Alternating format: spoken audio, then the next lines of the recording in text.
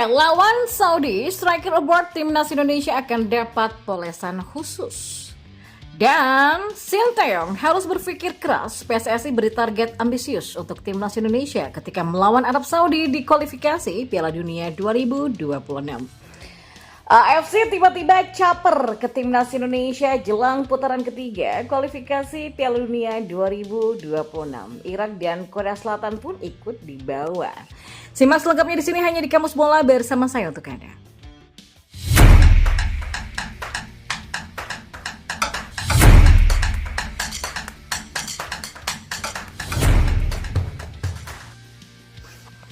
Ya, pelatih striker Timnas Indonesia Yom Ki-hun mengatakan akan memberikan polesan khusus untuk penyerang tim Merah Putih yang berkarir di luar negeri alias abroad jelang lawan Arab Saudi di kualifikasi Piala Dunia 2026. Timnas Indonesia kini tengah bersiap menghadapi laga perdana grup C putaran ketiga kualifikasi Piala Dunia 2026 melawan Arab Saudi. Dan sebanyak 12 pemain akan berangkat dari Jakarta dan 14 pemain abroad akan bergabung di Jeddah.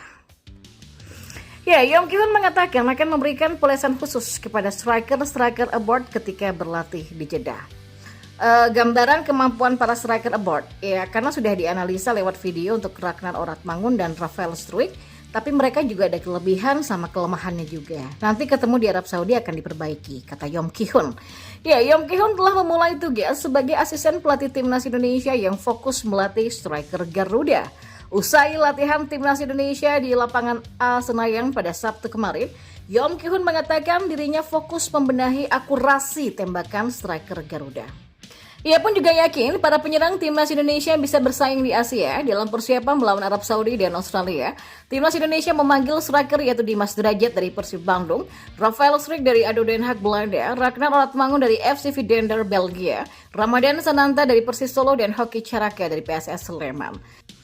Apa yang menjadi titik fokus? Ya akurasi, bukan power tapi akurasi. Di saat syuting butuh akurasi, makanya tidak ada syuting jarak jauh tapi jaraknya dekat dari kotak penalti, kata Yom Ki-hun. Ya sepak bola kan kita nggak tahu, bola itu kan bundar, jadi kita nggak tahu bisa menang atau bisa kalah, tapi tugas diadakan kan supaya kalau dapat peluang pemain depan ya kita bisa jadi akan terus latihan, ujar Yom Ki-hun menambahkan. Dan kita beralih ke informasi bola selanjutnya. Sekretaris Jenderal PSSI Yunus Nusi memberikan target ambisius kepada Timnas Indonesia asuhan Sinteyong ketika melawan Arab Saudi di kualifikasi Piala Dunia 2026. Sekjen PSSI itu menargetkan skuad Garuda meraih poin baik menang ataupun imbang ketika bertandang ke Arab Saudi yang akan digelar di Stadion King Abdullah Sports City, Jeddah pada 6 September 2024 dini hari waktu Indonesia Barat. Kita targetkan tim Garuda bisa mencuri poin di Arab Saudi, bisa meraih poin penuh, kata Yunus Nusi. Ya, skuad Timnas Indonesia sendiri telah bertolak ke Arab Saudi pada Minggu siang tadi yang dipimpin oleh Sumarji selaku manajer Timnas Indonesia dan pelatih kepala Sinteyong. PSSI juga sudah melakukan koordinasi dengan KBRI Jeddah terkait kedatangan Timnas Indonesia yang diikuti 12 pemain di Liga 1 di Arab Saudi. Yunus Nusi kemudian meminta doa dan dukungan kepada seluruh warga Indonesia agar Timnas Indonesia yang diberikan target lolos ke Piala Dunia 2026 bisa mewujudkannya. Kita target Indonesia lolos Piala Dunia. Jadi kami mohon doa dan dukungan seluruh masyarakat Indonesia, kata Yunus Nusi.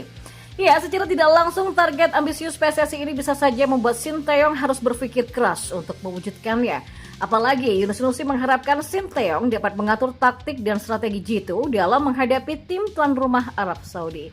Sementara itu beberapa pemain abroad dari Eropa juga dipastikan akan ikut bergabung dengan Timnas Indonesia pada Senin 2 September esok di Arab Saudi. Dan Yunus Nusi mengatakan masyarakat Indonesia di Arab Saudi sudah tidak sabar menunggu kedatangan Timnas Indonesia di Jeddah.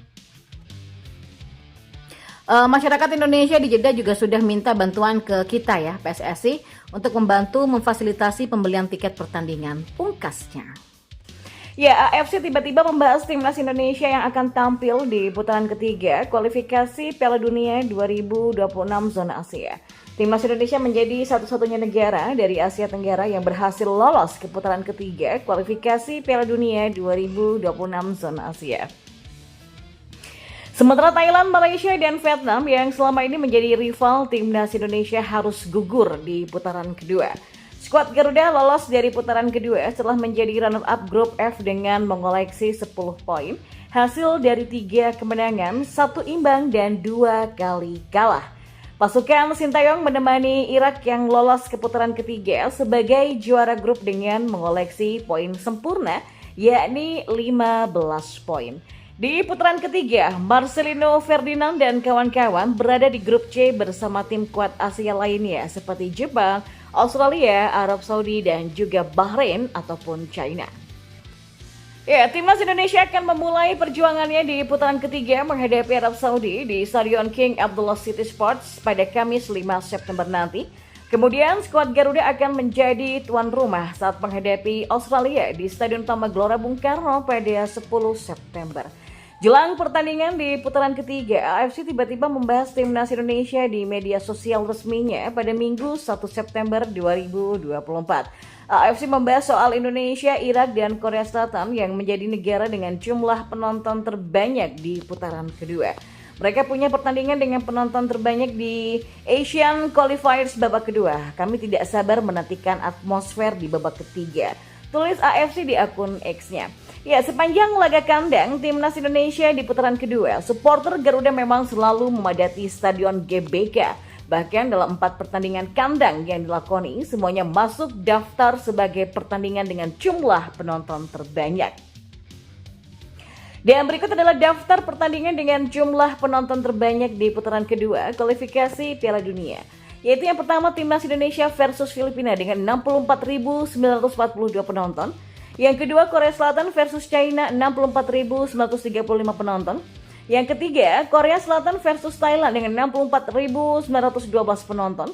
Irak versus timnas Indonesia dengan 64.447 penonton. Korea Selatan versus Singapura dengan 64.381 penonton. Irak versus Filipina dengan 63.750 penonton. Lalu Jepang versus Korea Utara dengan 59.354 penonton dan India versus Kuwait dengan 58.921 penonton.